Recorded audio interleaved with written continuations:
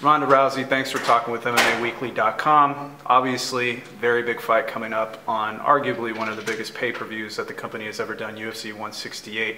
Talk to me about the fight with Misha. How big is it in terms of your career, how relative to all your other fights that you've ever had before? Well, this is definitely the most important fight in my career because I treat every single fight like that. And every single new fight, it really it ups the pressure and it ups the ante because everyone's always like, well, it doesn't matter how many times I win by first round armbar because people are going to always ask if I could do one more. Like, could you really do another one? Is another one really possible? Is it really possible? And it's become so fantastical that you just have to doubt more and more. And every next win, every next consecutive win becomes it seems more and more impossible than the last. So it's always going to be the biggest deal.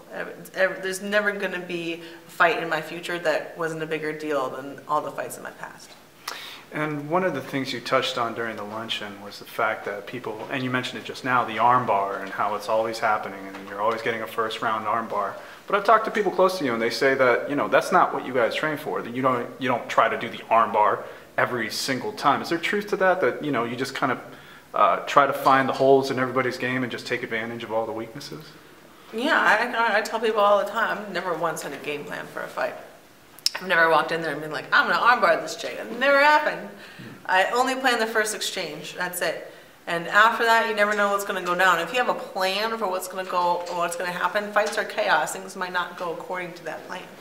It's just, I know the type of situations that could come up and I prepare for those type of situations when they come up, but there's no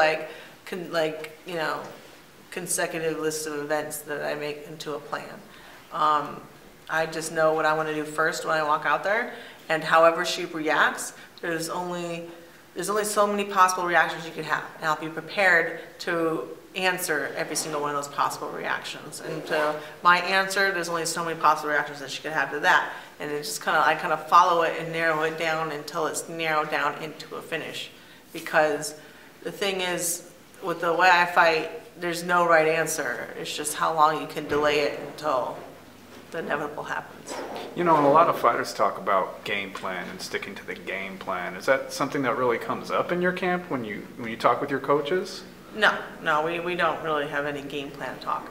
What we really did for this camp is we really studied most of my footage. We went to hers as well, but we really looked into my game and thought, okay, how would I approach to fight myself?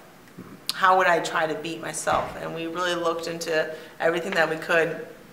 And we dissected every one of their possible game plans and thought of all the answers to everything so that it covers up any possible weakness that they could find.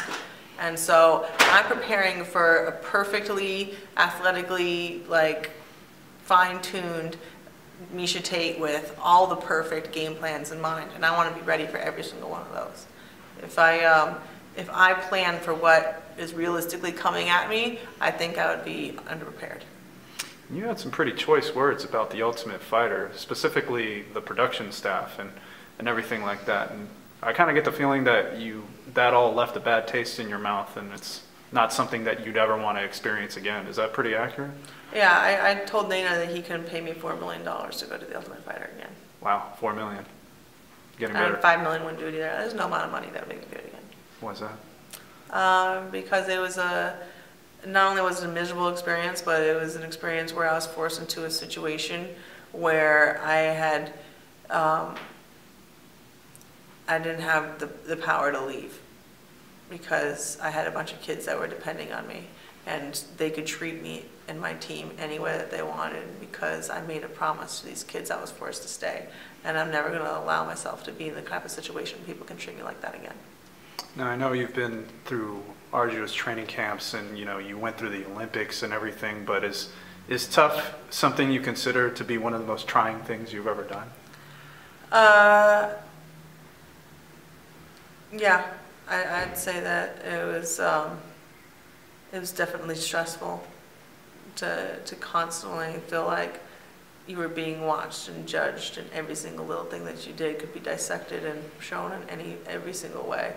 And that feeling on guard like that all the time will definitely give you a level of anxiety, and to the point where we're just like, fuck it, we're gonna do whatever we want.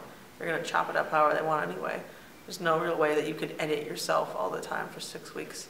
So, and still be true to yourself. I didn't want to be fake in order to come off the way that I wanted to come off.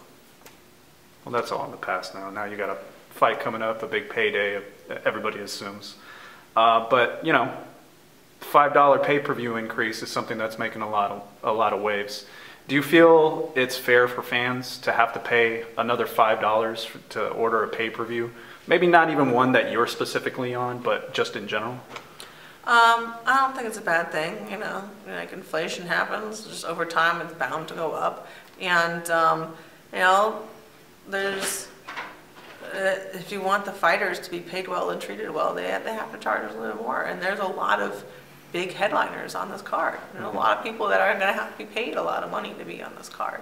And the costs are going to be much higher for them to put this card together for the fans. And I think it only makes sense that they really recognize that they are incurring extra costs, so they have to charge a little bit more money. It's just being realistic.